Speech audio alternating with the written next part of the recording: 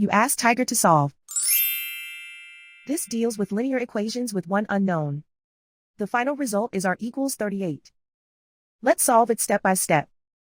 Simplify the expression. Expand the parentheses. Simplify the arithmetic. Expand the parentheses. Simplify the arithmetic. Group all r terms on the left side of the equation. Subtract 6r from both sides. Group like terms.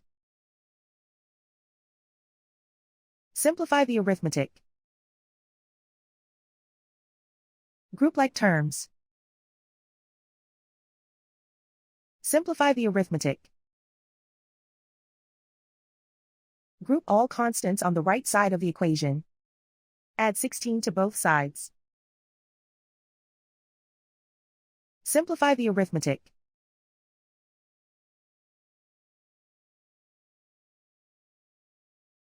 Isolate the r.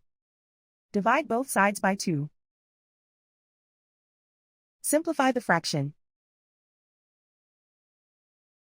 Find the greatest common factor of the numerator and denominator. Factor out and cancel the greatest common factor. And so the final result is r=38.